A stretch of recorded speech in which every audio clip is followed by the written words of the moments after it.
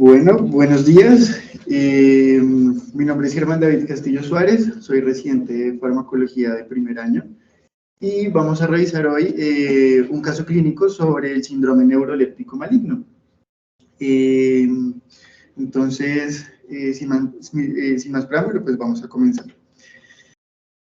El contenido de la revisión de hoy pues va a tener la presentación del caso clínico, vamos a hacer la revisión de tema posteriormente y vamos a finalizar con la aplicación del caso.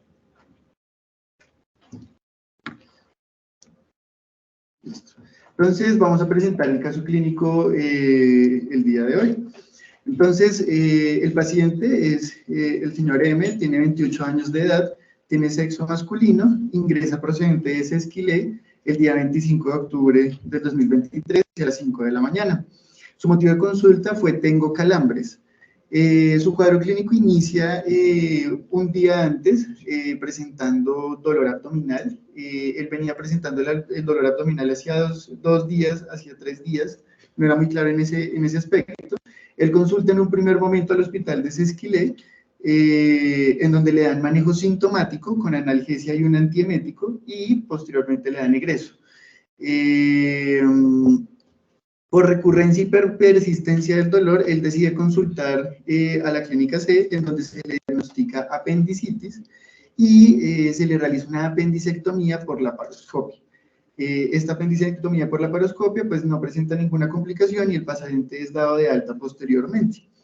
Sin embargo, él empieza a presentar una sensación de desespero 3 horas después del egreso aproximadamente, con dolor muscular generalizado, los calambres que él comenta, dando una escala de dolor de 10 sobre 10. Adicionalmente, su familiar lo graba haciendo una postura tónica que no genera compromiso de conciencia, pero sí pues se nota que presenta una posición estereotipada. Ya la vamos a revisar. Como antecedentes, es un paciente joven, no tiene antecedentes patológicos, farmacológicos, pues únicamente comenta que estaba tomando un suplemento de creatina. Quirúrgicos, pues el día previo, la apendicectomía por laparoscopia que habíamos comentado. Hospitalarios, pues por quirúrgicos, y los toxicológicos niega, alérgicos niega, y familiares, la abuela materna presenta SEA de pulmón. Al examen físico de ingreso en nuestra institución, el paciente se encuentra taquicárdico con una frecuencia cardíaca de 127, una frecuencia respiratoria de 16, saturando 95% y una tensión arterial de 129/64. De hallazgos positivos, pues se le realiza un examen neurológico completo, el paciente tiene un Glasgow 15-15, está alerta, orientado en 3 esferas, él nomina, repite, sigue instrucciones.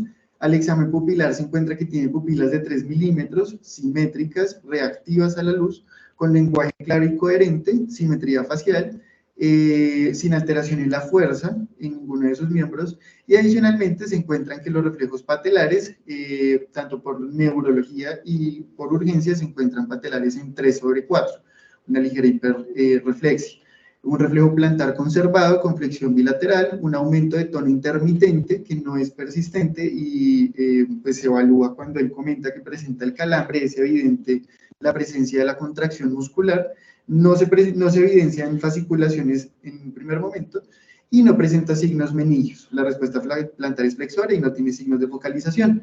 Al abdomen pues se encuentran las heridas quirúrgicas de la laparoscopia cubiertas, sin estigmas de sangrado, sin estigmas de dehiscencia.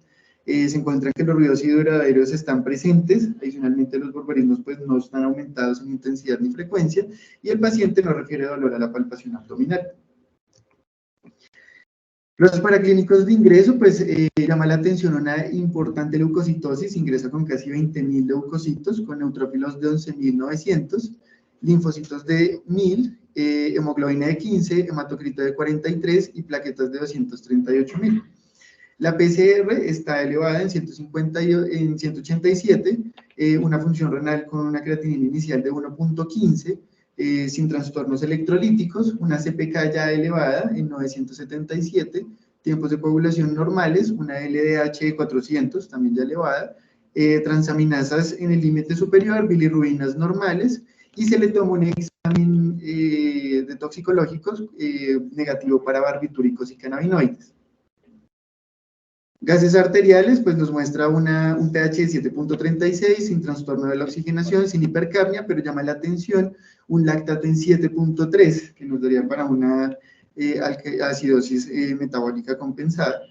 Y eso fue a las 8 de la mañana, hacia la 1 de la tarde se le tomó un control que pues ya depura el lactato a 3.4 con la fluidoterapia. Con estos hallazgos se hace un diagnóstico inicial con una sospecha de síndrome neuroléptico maligno, INSM score, ya lo vamos a ver, de 49 puntos, es un valor intermedio, lesión renal aguda código 1, alto riesgo de rhabdomiolisis y un posoperatorio inmediato de apendicectomía. Al ingreso a la unidad de cuidado intensivo, pues se le da manejo con amantadina de 100 miligramos cada 24 horas, lactato de Ringer 100 cada hora, solución bicarbonatada 1 mililitro por kilo hora, e hidromorfona 0.3 miligramos cada 6 por el control del dolor. Entonces, la idea con este caso clínico es comprender las generalidades de la neurotransmisión serotoninérgica y dopaminérgica, comprender la fisiopatología del síndrome neuroléptico maligno y qué asociación presenta con la metoclopramida, y revisar las características clínicas del síndrome neuroléptico maligno y las diferencias que él presenta con otros toxíndromes asociados y similares, que usualmente los llamamos productores de calor. Entonces vamos a comenzar con la revisión. En cuanto a las generalidades, pues vamos a ver que lo primero que tenemos que comprender es la neurotransmisión y las vías neuronales que existen para poder entender de dónde salen tanto los síntomas como los signos, los criterios diagnósticos y el tratamiento. Entonces, vamos a enfocarnos en dos neurotransmisores, vamos a enfocarnos en la serotonina y en la dopamina. En cuanto a la serotonina, pues debemos tener en cuenta que es un neurotransmisor que se sintetiza a nivel del sistema nervioso central en los somas del núcleo del RAFE, en el tallo cerebral, es el principal sitio en donde se sintetiza este neurotransmisor, y a nivel periférico, el sitio en donde se sintetiza son las células enterocromafines de nuestro sistema gastrointestinal, también muy importante tenerlo en cuenta. Se sintetiza a partir del aminoácido triptófano y pasa por 5 procesos en general. Acá pues vamos a ver que se sintetiza en un primer momento el 5-hidroxitriptófano por una hidroxilación, una hidroxilasa media esta reacción. Posteriormente se realiza una descarboxilación generando unos 5-hidroxitriptamina, que ya será pues la serotonina activa que conocemos. Posteriormente es ingresada a las vesículas del botón sináptico a través de un transportador de vesículas de monoaminas, el BMAT2, y finalmente, pues cuando se liberan, cuando se granulan estas vesículas, la serotonina pues hace contacto con sus receptores posinápticos, y también pues vamos a ver que hay unos presinápticos, y luego es recaptada por el CERT. El CERT es el transportador de recaptación de serotonina, también muy importante para la fisiopatología de lo que vamos a estudiar. Una vez reingresa el botón sináptico de la neurona presináptica, pues ahí vamos a tener que hay una degradación mediada por la monoaminoxidasa, específicamente la tipo A, que es la más afín a la serotonina. Sin embargo, la tipo B pues también se ha visto implicada, y ahí se va a degradar la serotonina.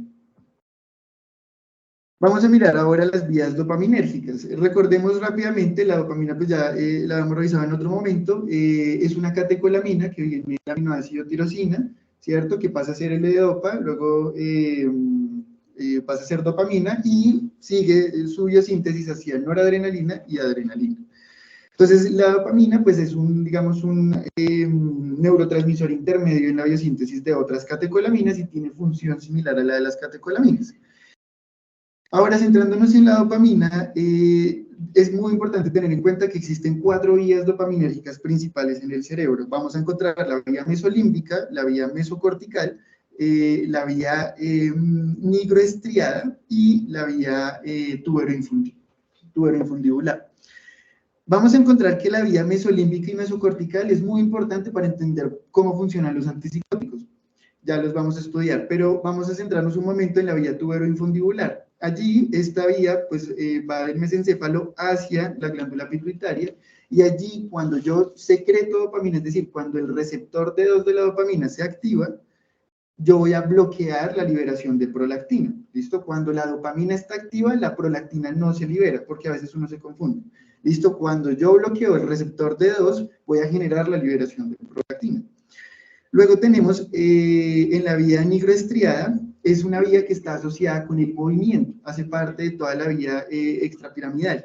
Entonces, vamos a saber que pues ahí es importante recordar que está asociada, por ejemplo, con la generación de Parkinson, y cuando yo agonizo los receptores D2, ellos lo que van a hacer es ayudar a regular el movimiento en el sentido de que permite que yo me quede quieto, ¿listo? Ahí va a generarse un circuito a través de unas neuronas GABAérgicas que van a apagar las neuronas piramidales de la corteza, ¿listo? Entonces, cuando yo me quiero quedar quieto, tengo que activar esa vía nigroestriada con la dopamina. Ahí sí tiene que haber actividad.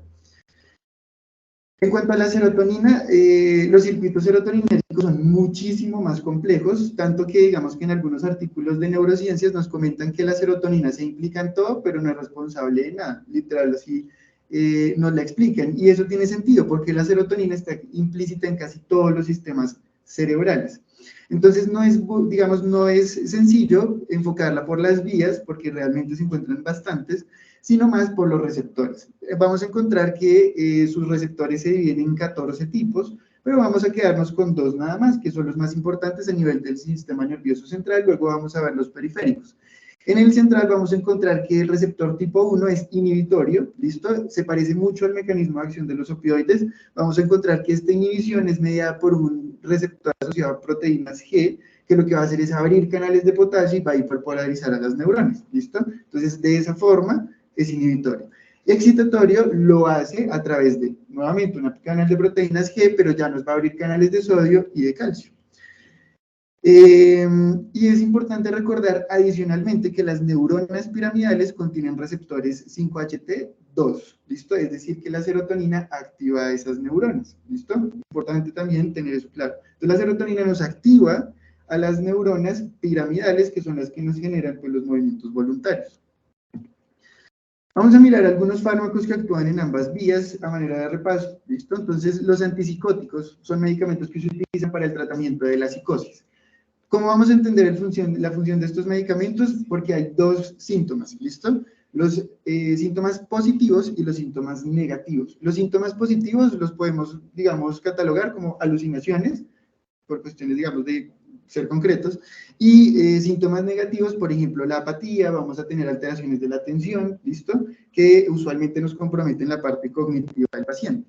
Ahora, nos faltaban las otras 2 vías dopaminérgicas, entonces vamos a encontrar que la vía que va de la sustancia, del mesencéfalo hacia la corteza, cuando nosotros tenemos esquizofrenia o cualquier psicosis, vamos a encontrar que allí se me van a generar los síntomas negativos, y allí es por carencia de dopamina. Entonces, la falta de dopamina en la vía mesocortical me va a generar síntomas negativos, mientras que el exceso de dopamina en la vía mesolímbica me desencadena a mí las alucinaciones, ¿listo? Y esto es muy importante porque es lo que nos va a explicar a nosotros cómo funcionan los antipsicóticos. Entonces, los antipsicóticos vienen de 2 generaciones, primera y segunda, o típicos y atípicos. Vamos a encontrar que ambos grupos tienen un mecanismo de acción compartido, solamente que las afinidades cambian. Entonces, vamos a encontrar que los antipsicóticos de primera generación son antagonistas de los receptores D2, es decir, antagonizan el receptor de dopamina. Mientras que los de segunda son antagonistas de los receptores de serotonina. Acá es importante tener en cuenta un punto muy importante, y es que la serotonina, cuando yo la bloqueo, lo que voy a desencadenar es la liberación de dopamina, ¿listo? O sea, cuando yo bloqueo el receptor de serotonina, eso se traduce en liberación de dopamina. Entonces, acá viene, digamos, el punto. Ambos grupos de fármacos comparten los 2 mecanismos de acción, solamente que la afinidad en el antipsicótico de primera generación es bloquear los receptores D2 más que bloquear el receptor de serotonina, es decir, tiene un efecto antidopaminérgico, principalmente, mientras que los de segunda generación tienen un efecto más de secreción de dopamina. Entonces decimos, bueno, ¿y eso qué sentido tiene? Pues recordemos que en una vía es por carencia, síntomas negativos en la mesocortical, y en la otra es síntomas positivos por la vía mesolímbica, ¿listo? Entonces acá tenemos algunos ejemplos de los típicos, por ejemplo está la haloperidol y la clorpromacina, son los más digamos, conocidos, y de los de segunda generación, pues podríamos hablar de la clozapina, de la risperidona, de la paliperidona. Acá entonces debemos tener en cuenta que independiente del medicamento que yo use, en la vía en donde actúe, Entonces vamos a ver que los síntomas negativos lo que vamos a hacer es bloquear el receptor de serotonina que me media la liberación de dopamina y me controla los síntomas negativos. En cambio, en la vía mesolímbica voy a tener es un antagonismo del receptor de dopamina y pues ahí es importante porque eso es lo que me controla las alucinaciones en la vía mesolímbica. En la primera generación, pues vamos a ver que también se les conoce como medicamentos neurolépticos, de allí pues el nombre del síndrome, ¿listo?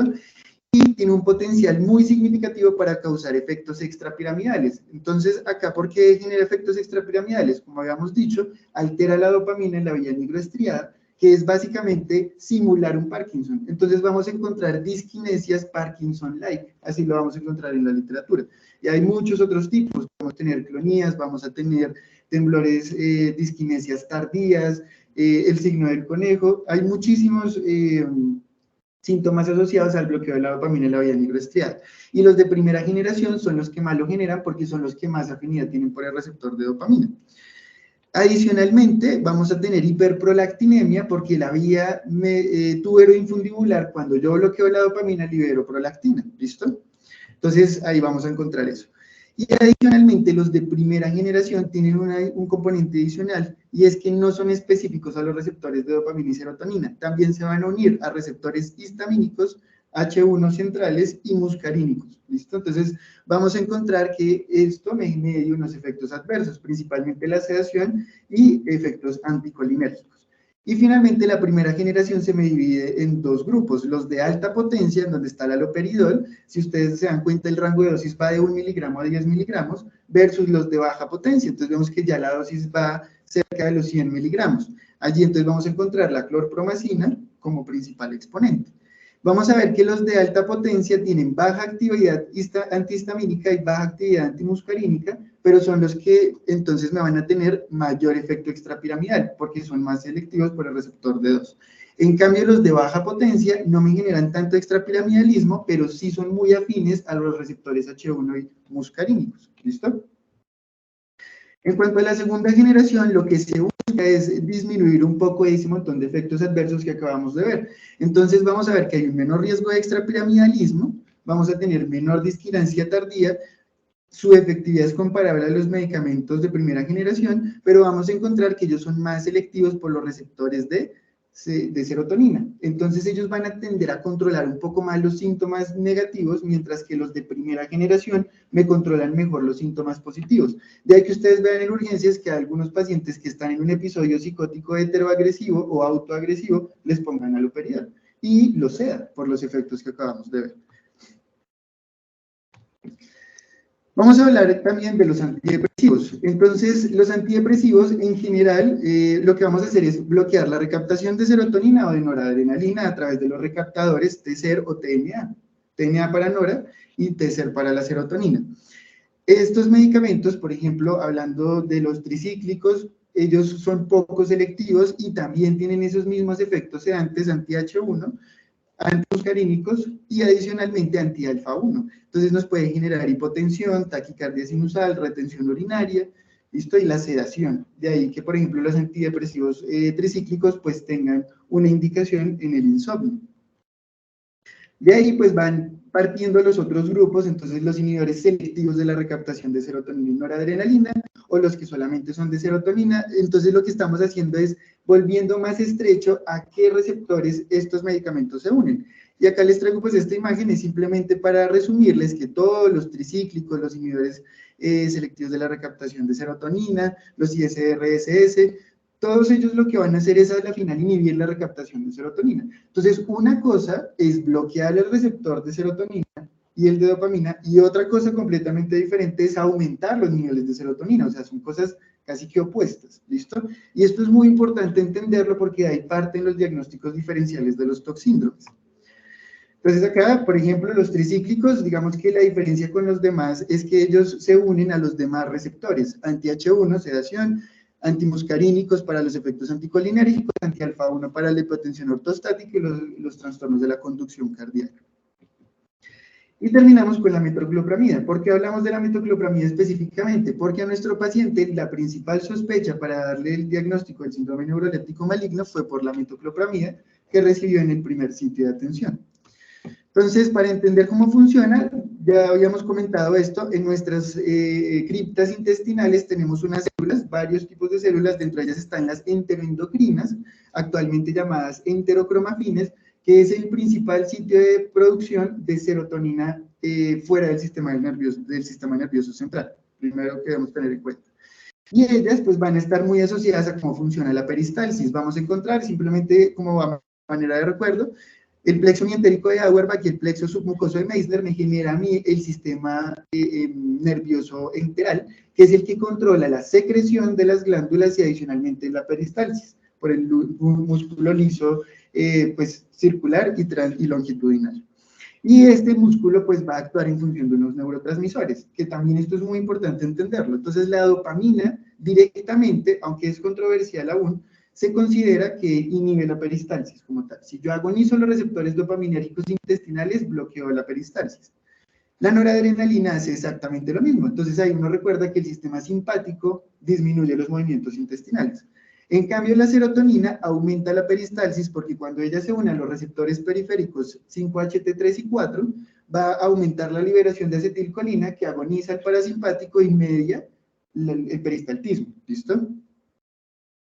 Ahora, el reflejo del vómito, pues es una respuesta defensiva, ¿cierto? Usualmente a algún agente que me lastima esas células enterocromafines y yo libero entonces la serotonina, ¿listo?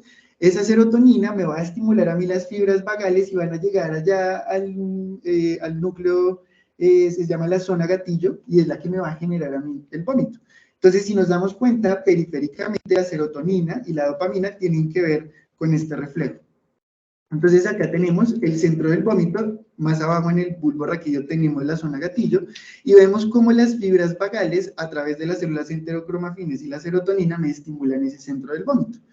El centro del vómito y en general la zona gatillo no solamente se estimula por estímulos, digamos, intestinales, también, por ejemplo, la cinetosis, pacientes que tienen vértigo, por ejemplo, pueden presentar náuseas y vómito. Entonces la cinetosis también tiene que ver, pero por otras vías. Ahí vemos como, por ejemplo, los antihistamínicos de primera generación controlan la cinetosis, como en el caso del mareo. Pero pues nos vamos a centrar en el periférico, que ya sabemos es a través de la serotonina periférica. ¿Cómo actúa la metoclopramida? La metoclopramida, cabe resaltar que históricamente fue, en un primer momento, se alcanzó a considerar que podía funcionar como un antipsicótico. Si vamos a ver el mecanismo de acción de la serotonina, es muy similar a los antipsicóticos que acabamos de ver, solo que la metoclopramida tiene dos mecanismos de acción como antiemético, uno periférico y uno central. El periférico me favorece a mí la liberación de acetilcolina, gracias a que agoniza el receptor 5-HT4. Esto es periférico, ¿listo? Y el bloqueo de los receptores D2 que ya habíamos visto. Es importante recordar que la metoclopramida es un prokinético. Entonces, ¿qué efecto tiene esto? Que se cierra el cardias, se abre el píloro, se contrae el estómago y medio el vaciamiento gástrico. Por eso evita que yo me vomite. ¿Listo? Es un antiemético. Pero, si nosotros revisamos a nivel central, ¿por qué me quita las náuseas? A nivel central, lo que hace es bloquear los receptores de dopamina y adicionalmente bloquear los receptores de serotonina. Un mecanismo muy similar a los antipsicóticos que acabamos de ver. Y allí vamos a tener efectos adversos muy similares. Reacciones extrapiramidales, entonces los pacientes pueden generar temblor, acaticia, ¿sí? Esos efectos adversos que no son muy frecuentes, pero que uno puede ver, que incluso en pediatría justifican no utilizar metoclopramida. Y la hiperprolactinemia con el uso crónico a dosis altas. Entonces, se comporta casi que como un antipsicótico. Ahora, en el síndrome neuroléptico maligno, ya teniendo esto, pues encontré una guía muy interesante, que es una guía actualizada del 2022, perdón, para psiquiatras para el tratamiento y diagnóstico del síndrome neuroléptico maligno. Vamos a nutrirlo un poco más de allí, pero ese es el documento central. Entonces, el síndrome neuroléptico maligno es un síndrome clínico que se caracteriza por 4 síntomas cardinales, que ya los vamos a estudiar, y que usualmente lo podemos catalogar como una emergencia neurológica potencialmente mortal. Acá debemos tener cuidado, porque uno lee potencialmente mortal y uno cree que todos los síndromes neurolépticos malignos me van a llevar a la muerte, me van a llevar al paciente a la UCI, pero eso ha venido cambiando con el advenimiento de los antipsicóticos de segunda generación, por ejemplo, que vamos a encontrar ya un matiz, ya no es blanco o negro, tiene síndrome serotoninérgico, el paciente va a tener alto riesgo de muerte, no, vamos a encontrar una escala de grises que ya vamos a estudiar. Entonces, usualmente se da por agentes antipsicóticos o neurolépticos y antieméticos, como habíamos visto, y se caracteriza por alteración del estado mental, rigidez, fiebre y disautonomía. Y esto es independiente de la dosis, o sea, yo puedo tener una dosis baja y hacer un síndrome neuroléptico maligno. ¿Qué puede depender de la dosis? La severidad, ¿listo? Y existen unos factores de riesgo: un aumento reciente o rápido de la dosis, un cambio en el agente, esto es más para los antipsicóticos, coadministración parenteral o formulaciones de depósito, tenemos algunos antipsicóticos de depósito que duran casi un mes, y coadministración con litio. El litio está supremamente asociado al síndrome neuroléptico maligno adicionalmente. Acá tenemos algunos medicamentos muy asociados al síndrome, entonces tenemos los típicos, y si se dan cuenta, el haloperidol, que es el prototipo de los típicos, es el que más comúnmente se asocia con este síndrome. ¿Por qué? Porque el síndrome neuroléptico maligno, fisiopatológicamente lo podemos resumir a bloqueo excesivo de la dopamina en todo el cerebro, ¿listo? Si yo bloqueo los receptores de dos, tengo síndrome neuroléptico maligno. Y el haloperidol es de primera generación, de alta potencia, es el que precisamente más genera principalmente el efecto. Entonces, si se dan cuenta, más comúnmente asociado. Ahora, ¿lo podemos descartar ya con el advenimiento de los nuevos, con las nuevas moléculas? No, también puede ocurrir, y más si tengo interacciones o tengo sinergismo. Y también se asocia a agentes antieméticos como la metoclopramida, pues acabamos de estudiar el mecanismo de acción, que es básicamente el mismo. A nivel epidemiológico, la primera vez que se describió este síndrome fue en 1960, se le conoció como el síndrome holopénico asinético. Ya vamos a ver que este síndrome se caracteriza porque como el paciente se vuelve hipertónico y rígido, hace bradiquinesia, ¿listo? Y eso es un punto muy importante en nuestro paciente específicamente. Se asocia principalmente con fármacos antipsicóticos, antiguamente llamados neurolépticos, y con los de primera generación, claro, era más frecuente. Y dentro de lo frecuente entre lo infrecuente es frecuente con los de primera generación. Vemos que era del 0.2% esa incidencia. Para los de segunda generación, como ya son menos, están diseñados para generar menos efectos adversos, pues encontramos que la incidencia es de 0.01 a 0.03. Pues ya es menor. Pero puede ocurrir, ¿listo? Fisiopatología, entonces, pues ya sabemos, punto clave, lo que debemos recordar siempre es bloqueo de dopamina. Entonces, si yo bloqueo los receptores dopaminérgicos, tanto en el nivel central como periférico, voy a presentar estos efectos. Y es de especial importancia los sistemas reguladores del hipotálamo y del tronco encefálico. Ya vamos a mirar ahí. ¿Qué ocurre? Y no debemos olvidar la farmacogenética. Acá se ha encontrado que hay una asociación con un alelo específico del receptor D2 que contiene 3 fenotipos, usualmente dados por SNPs, que se cambia un nucleótido y me genera una lectura incorrecta y me cambia el aminoácido. Y esto lo que va a generar es básicamente una disminución en la densidad y la función de los receptores, y eso se traduce en una disminución de la actividad dopaminérgica. Esto explica por qué hay familias completas que son, o pues que pueden generar el síndrome neuroléptico maligno. Entonces hay un fuerte componente genético. ¿El trigger cuál es? Bloquear los receptores dopaminérgicos. Y acá, nuevamente, por eso era importante revisar las vías. Entonces, si yo bloqueo el circuito tálamo-cortical, ¿listo? Ahí voy a encontrar los ganglios basales, y eso es lo que me va a empezar a generar a mí la rigidez, que es un punto importante en este síndrome. En las vías nigroestriadas, como yo no puedo bloquear, no activo las neuronas GABAérgicas que permiten que yo me quede quieto, pues voy a tener un temblor en reposo, típico del Parkinson-like, ¿listo? Y finalmente en las vías hipotalámicas, el hipotálamo se encarga de controlar la hiperemia y es el que me regula el sistema nervioso autónomo, de ahí la disautonomía. Esta guía, pues es una revisión que se hizo pues ya hace unos años, pero esta imagen me gustó mucho, porque entonces vemos cómo el bloqueo central de la dopamina en los ganglios basales nos da la rigidez y el temblor, en el hipotálamo la hipertermia y la hiperactividad simpática, y entonces vamos a encontrar ahí que se me genera diaforesis, que voy a tener hipertermia, taquicardia, voy a tener alteraciones o sea, voy a tener fluctuación en la tensión arterial, típicamente hacia el aumento. Vamos a tener, por ejemplo, granulocitosis, nuevamente, esto es muy importante porque, pues, si recuerdan, nuestro paciente llegó con leucocitosis de 20.000, incontinencia e hiperglicemia. Y esa hiperactividad adrenomedular, porque claro, estamos activando la glándula suprarrenal, pues me va a aumentar más estos efectos. A nivel del músculo, pues vamos a tener una rigidez tan sostenida que puede llevar a rhabdomiolisis, y esa rhabdomiolisis pues me puede llevar a falla renal. Y finalmente la actividad simpática. ¿Qué características vamos entonces a extraer de este síndrome? Entonces, lo primero que vamos a ver es que esto es una reacción adversa a medicamentos, poco frecuente, pero ocurre, y es idiosincrática mediada por alteraciones genéticas o por interacciones, ¿listo? Y tiene unos síntomas cardinales, que son 4, como los veníamos repitiendo. Hiperpirexia, también llamada hipertermia, es fiebre por encima de 38. Acá dije fiebre de forma intencionada porque no es lo mismo. La fiebre es mediada por prostaglandinas y responde a dipirona y acetaminofén y AINES.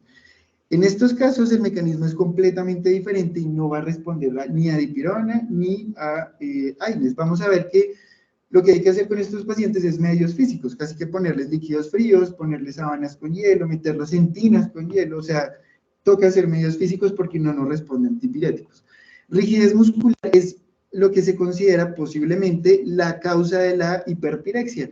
Hay un hipermetabolismo muscular, una contracción sostenida que hace que nosotros liberemos calor por hidrólisis de ATP, muy parecida a la hipertermia maligna, que ya también la vamos a echar un ojo, pero es importante tenerlo en cuenta. Y además, a nivel hipotalámico se pierden los mecanismos de pérdida de calor, entonces, digamos, la vasodilatación periférica, que es muy importante, se pierde en ese aspecto, porque hay vasoconstricción y por eso se me sube la presión arterial.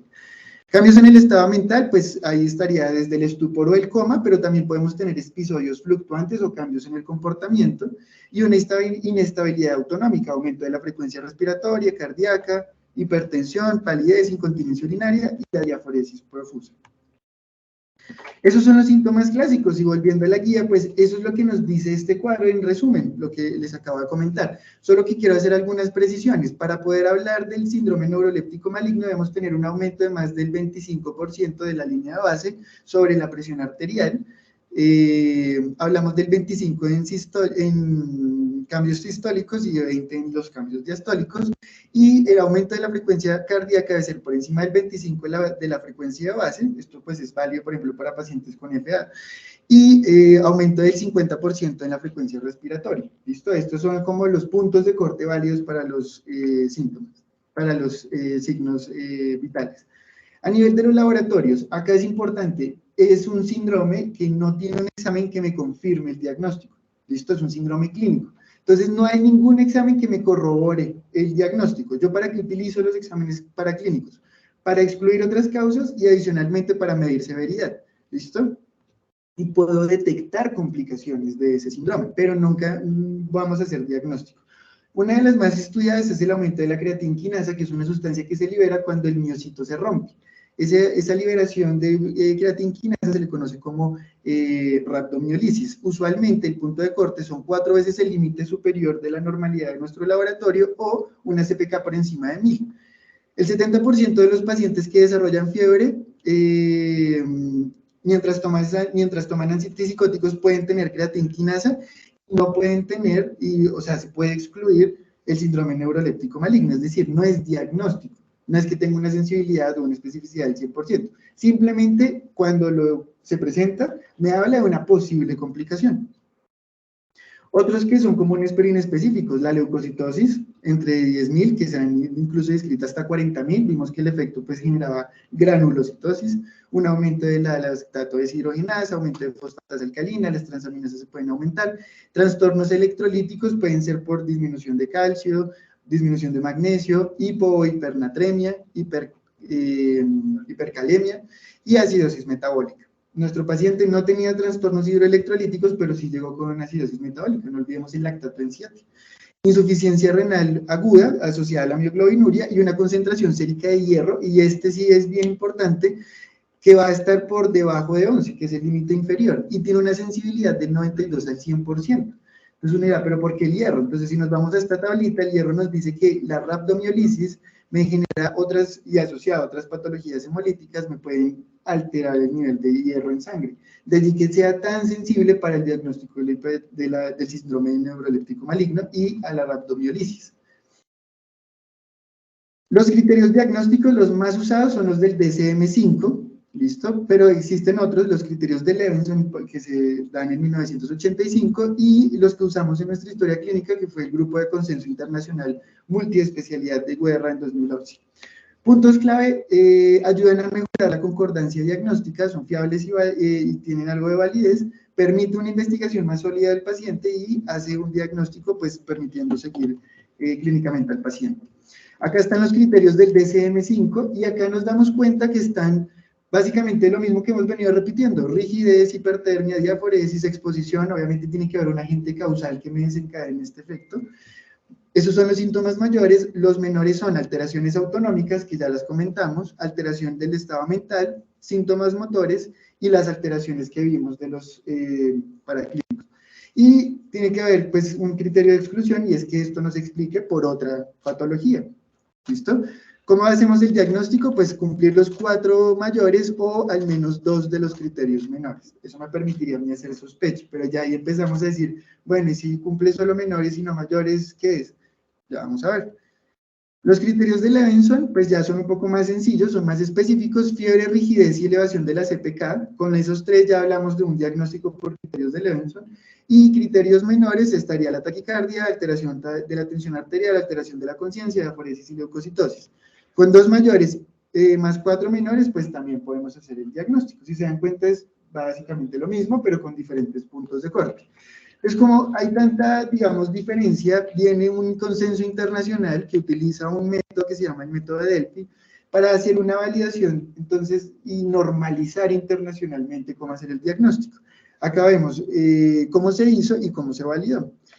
Todo se resume a los mismos síntomas, nuevamente exposición a los antagonistas de dopamina o una abstinencia a un agonista de dopamina, la hipertermia, la rigidez, la alteración del estado mental, los laboratorios que vimos, básicamente lo mismo, solo que se le adjunta un score, un puntaje a cada uno de esos síntomas, y en la validación se le da un punto de corte de 75, es decir, yo sumo todo esto y si me das 74 o más, hacemos un diagnóstico con una sensibilidad del 69.6% y una especificidad del 90.7%.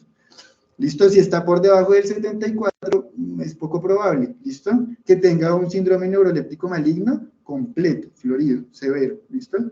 ¿Por qué? Porque hay unas formas atípicas del síndrome neuroléptico maligno. A esas formas atípicas se les conoce como forme trust, que viene del francés forma cruda o inacabada, también conocido como atípico o incompleto.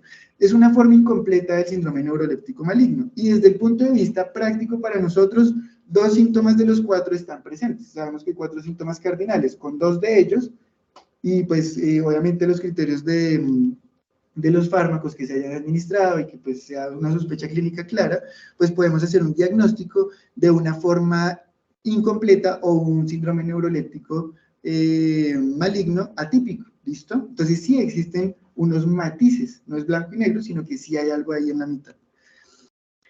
Una vez tenemos esos diagnósticos, pues tenemos que diferenciarlos de otras cosas. No traje todos los toxíndromes pues por cuestiones de tiempo, pero sí los que debutan con hipertermia, que son los que nos confunden. Entonces, recordemos que esto es un diagnóstico de exclusión y siempre tenemos que mirar causas orgánicas. Lo primero, neuroinfección, eso es lo primero que se tiene que hacer, y estructuralidades a nivel del sistema nervioso central. Estos pacientes requieren de una neuroimagen, en algunos casos hay que hacerles punción, buscarles neuroinfección como tal.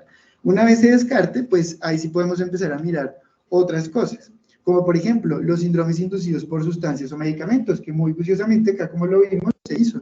Y afecciones sistémicas como el feocromocitoma, no es muy frecuente, pero nos puede generar síntomas similares al simpático mimético, que se va a parecer bastante. Las tirotoxicosis también se parecen mucho por el efecto de la tirosina. El tétanos y la insolación incluso, porque los pacientes pues pueden tener hipertermia, están deshidratados, hacen disautonomía, entonces uno se confunde.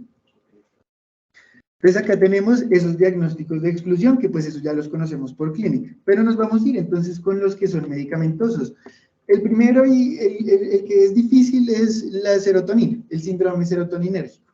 Vamos a ver que el síndrome serotoninérgico, ya lo vamos a ver un poco más a fondo, tiene unos puntos bien específicos que nos permiten diferenciarlo.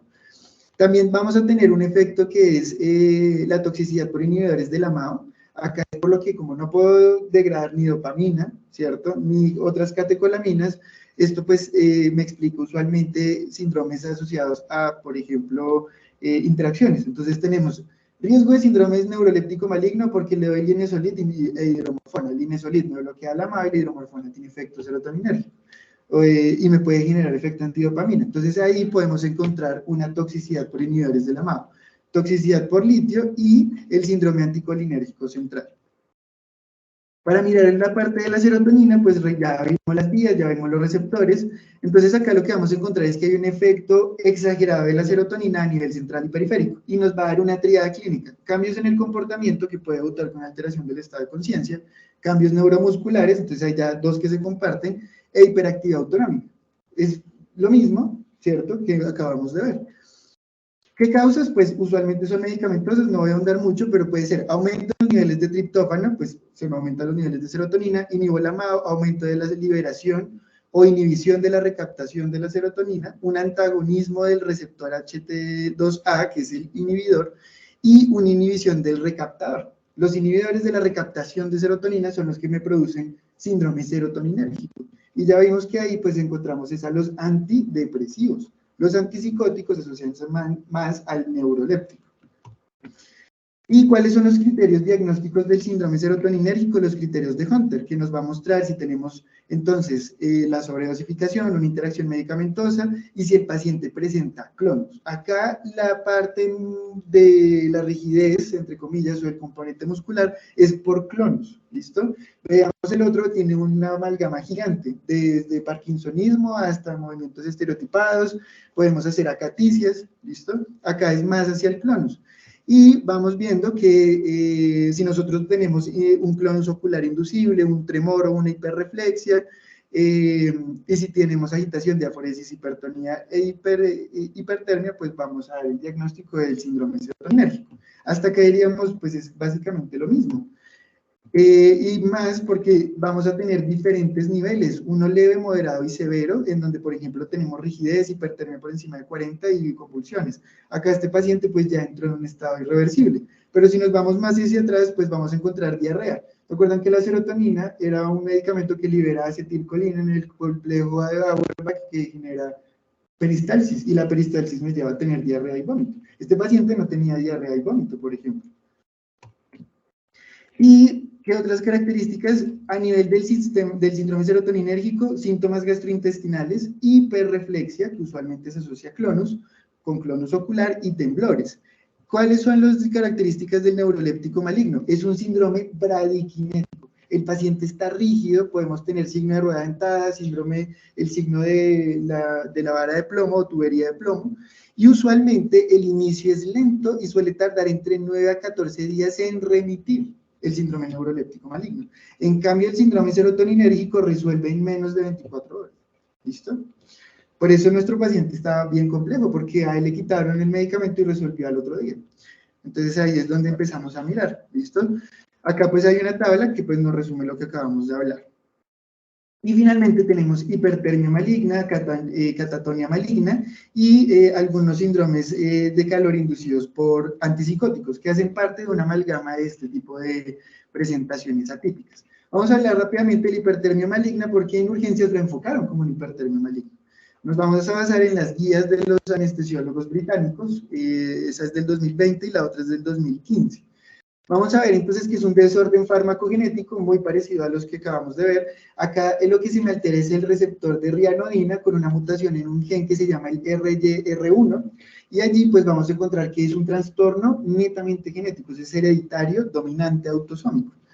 Y es potencialmente fatal, es un hipermetabolismo muscular con contracción sostenida y afectación multiorgánica. ¿Qué me lo desencadena? Todos los anestésicos inhalados, como el isoflorano, sevoflurano, desflurano, y la succinilcolina, ¿listo? Que ese sí es un relajante muscular.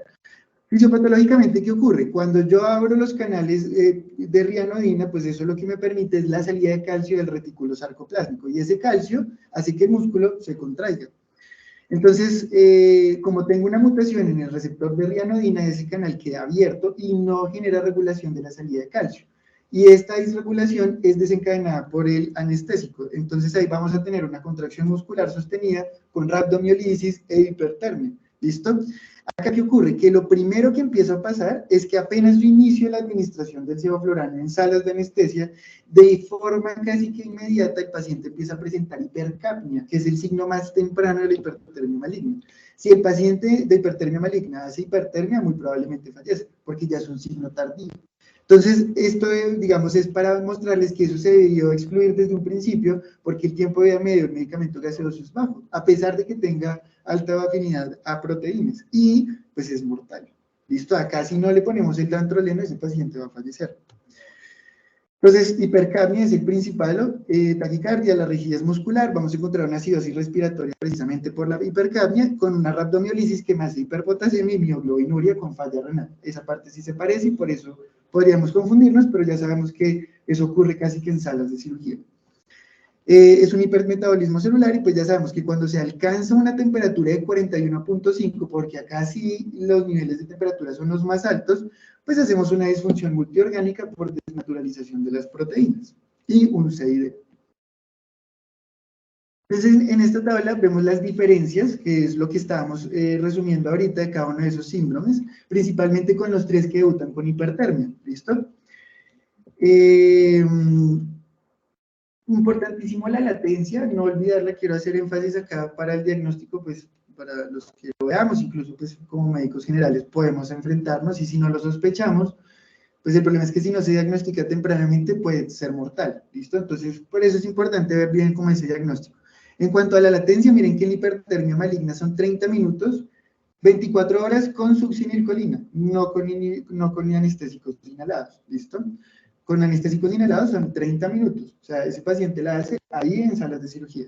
Ya la succinilcolina pues no es muy frecuente, por eso uno casi no lo ve ya afuera, pero si tiene el antecedente, pues ahí sí podríamos darle un periodo mayor de latencia. En el neuroléptico maligno se instaura progresivamente, 1 a 3 días. ¿Listo? En el serotoninérgico puede ser variable, pero él sí se desencadena más rápido, puede ser en horas. ¿Listo? Entonces, si nos vamos dando cuenta, las latencias son diferentes. Y ahí es donde empezamos a tener problemas con nuestro paciente porque él hizo una instauración rápida y resolvió rápidamente, que nos da para un serotoninérgico, pero él no recibió medicamentos serotoninérgicos, aunque cuando hicimos la valoración por farmacovigilancia, nos comentaron de toma de tramadol e hidromorfano. Entonces ahí ya iría más hacia explicar el neuroléptico. El problema es que el tiempo, pues, tuvo que haber sido una instauración rápida. En cuanto al tratamiento, pues entonces las medidas generales, lo más importante siempre va a ser suspender la terapia, ¿listo? Suspendemos el medicamento causal, ¿listo? Y también los que lo empeoren. Digamos, un paciente que tenga linezolida, hidromorfona, porque tiene un absceso, hizo falla renal, pero adicionalmente tiene una psicosis. Sí, habría que revisar cómo quitamos esas interacciones, porque eso es lo que lo va a perpetuar el síndrome. Cuando la CPK está muy alta, lo que tenemos que hacer es usar líquidos endovenosos a alto volumen para nefroprotección y alcalinizar la orina, que eso lo hicieron muy juiciosamente los doctores en la unidad de cuidado intensivo. Vimos una infusión con bicarbonato. Y se trató la hipertermia, ya sabemos, medios físicos. Estos pacientes no me van a resolver ni a dipirona, ni a paracetamol endovenoso, ni a diclofenaco, porque el mecanismo es hipermetabólico, no por prostaglandinas hipotalámicas. ¿Listo? Y en el moderado a grave, la primera línea de tratamiento son las benzodiazepinas. Acá pues me voy a ir adelantando un poco pues por cuestiones de tiempo, pero al paciente cuando ingresó acá en reanimación, lo revisamos farmacovigilancia y al mismo tiempo estaba anestesiología y llegó neuro. Y neuro consideró que podía estar generando una crisis focal, lo enfocó como una convulsión y le dieron benzodiazepinas. Y si nos damos cuenta, las benzodiazepinas en el síndrome neuroléptico maligno, que es de moderado a grave, pues ahí fue donde ese es el tratamiento inicial. Podemos dar lorazepam, por ejemplo, a una dosis de 1 a 2 miligramos intramusculares o endovenosas cada 4 a 6 horas, y recordemos que las benzodiazepinas, al tener un efecto GABAérgico a nivel cortical, tienen un efecto relajante muscular, eso uno lo ve en anestesia. Entonces, las benzodiazepinas son relajantes musculares a dosis, digamos, usuales. Lo que no pueden generar son los otros tipos de los efectos de la anestesia, pero bueno, eso ya se sale un poco del campo, pero es para recordarles que tiene la capacidad de generar relajación muscular. El dantroleno también lo podemos utilizar. El dantroleno lo que hace es estabilizar el canal de rianodina, entonces cierra para que no se libere más calcio y eso me controla la rigidez, me evita, por ejemplo, la rhabdomiolisis, ¿listo? Entonces el dantroleno pues también cabría en este caso. Y podemos agregar bromocriptina y amantadina. ¿Por qué podemos agregar bromocriptina o amantadina? Que de hecho la amantadina fue el tratamiento que se le dio en la UCI. Porque ellos son agonistas, directos e indirectos, ya vamos a ver, de los receptores de dopamina. Entonces, bueno, para mostrarles eso un poco más adelante, entonces acá tenemos el daltroleno, son el receptor de rianodina, que pues digamos inhibe la liberación de calcio del retículo sarcoplásmico y pues es el que se utiliza para evitar esa hipertermia por el estado hipermetabólico de la célula muscular. La amantadina, ella desencadena, no se conoce muy bien su mecanismo de acción a profundidad, pero se cree que ella libera o estimula la liberación de la dopamina. Y la bromocriptina, ese sí es un agonista directo de los receptores dopaminérgicos. ¿Por qué sabemos que la dopamina bloquea la liberación de prolactina? Porque los pacientes que tienen hiperprolactinemia se les da bromocriptina, que es un agonista. ¿Listo? Y sabemos que los antagonistas producen hiperprolactinemia. De ahí se entendió cómo funciona ese switch. Acá entonces tenemos varios estadios dependiendo de la severidad. Entonces vemos que en un primer momento lo que quiero que nos quede claro es que esa amalgama que no podemos tener como síndrome neuroléptico maligno y la muerte es una, digamos, secuencia progresiva de síntomas y signos. Vamos a ver que primero empezamos con la rigidez y el temblor, que es típico en los pacientes que toman antipsicóticos. Entonces el parkinsonismo. Ahí lo que podemos hacer es cambiar el antipsicótico o darle anticolinérgicos, ¿listo? Ya cuando esto se sigue perpetuando, podemos encontrar la catatonía inducida por medicamentos, en donde el paciente puede hacer mutismo, estupor y rigidez. Esto se asocia mucho a pacientes con esquizofrenia porque solapan síntomas tanto de medicamento como de la enfermedad. Y acá pues hay que discontinuar y hay que dar ya benzodiazepinas, ¿sí ven? Ya de entrada lo primerito es benzodiazepinas. Luego, cuando tenemos ya uno moderado, o bueno, más bien leve, perdón, acá ya encontramos rigidez leve, catatonía o confusión, una temperatura menor a 38, es decir, no tiene fiebre y puede tener la tensión y la frecuencia cardíaca puede estar baja. ¿Significa que si el paciente no tiene hipertermia no va a tener neuroléptico maligno? No, es una presentación temprana leve, ¿listo? Que ya tiene rigidez y catatonía. Acá ya vamos a ver que esto se le da otro nombre, pero uno ya podría empezar a catalogar a nuestro paciente en esta parte. ¿Listo? ¿Con qué se trata? Con lorazepam. ¿Listo? Ya para cuando tenemos un síndrome neuroléptico maligno moderado, pues ya vamos a tener una rigidez moderada, catatonía, confusión, ya empezamos a tener hipertermia, ya síntomas pues más asociados a la parte disautonómica, pues lo pasamos a la unidad de cuidado intensivo, le colocamos lorazepam y le podemos poner amantadina como una segunda opción. También se ha descrito la terapia electroconvulsiva, pero eso se hace principalmente en centros especializados de psiquiatría, ¿listo? Un electroshock a nivel cerebral. Y el severo, ya el estadio 5, tenemos la rigidez severa con catatonía o coma, ya temperaturas por encima de 40, frecuencias cardíacas por encima de 120, y ahí pues ya podríamos indicar, por ejemplo, el dantroleno, bromocriptina o amantadina, y si no funciona, terapia electroconvulsiva. Entonces, si nos damos cuenta, los criterios fallan en el sentido de que yo debo tener en cuenta que si no se cumple, es porque puede tenerlo, pero es leve o moderado. Si cumple los criterios que acabamos de estudiar, si los cumple todos, ese paciente tiene un neuroléptico maligno severo y es el que típicamente se asocia con mortalidad. De ahí para atrás, cuando son incompletos, es porque es moderado o leve. ¿Listo? Incluso el parkinsonismo ya es un neuroléptico maligno. ¿Listo? Pero es porque la visión actual es una progresión de diferentes estadios, como los vemos aquí. Vemos que en diferentes, no solamente en la guía que les mostré, en otras guías está desde el 2015 incluso ya este enfoque de pasarlo por estadio 1, parkinsonismo, catatonía, leve, moderado y severo neuroléptico maligno. Clinical presentation o presentación clínica con pues todos los síntomas que vimos y en función de qué tan severos sean los síntomas, pues ahí le vamos catalogando al paciente. ¿Qué tenemos que hacer? Que es básicamente lo que les comentaba, medios físicos, control de síntomas, dantroleno, bromocriptina, siempre de primera línea, benzodiazepinas. Y pues ya habíamos visto los medicamentos. Entonces, en la evolución, pues el paciente nos dice, sí, finalmente me dieron metoclopramida, de allí pues que unidad de cuidado intensivo, cuidado crítico, neurología, UCI, farmacovigilancia, todos pues lo enfocáramos hacia un síndrome neuroléptico maligno. Si nosotros recordamos el diagnóstico, el puntaje el ISNM nos dio 46. Es decir, ¿uno podría excluir el neuroléptico maligno? Sí, el grave. Pero este paciente, después de esta revisión, lo podemos catalogar como un síndrome neuroléptico maligno leve a moderado, porque cumplía dos criterios. Cumplía la taquicardia, que le daba para moderado, pero no tenía la fiebre, que le daba para leve. ¿Y cuál es el tratamiento finalmente? Benzodiazepinas. Y pues no estuvo de más, pues se le pudo haber dado la amantadina, que cumple para el criterio moderado. Se le dio la solución que evitó la rhabdomiolisis, y pues el paciente tuvo un desenlace bastante adecuado. Estuvo un tiempo más en UCI porque su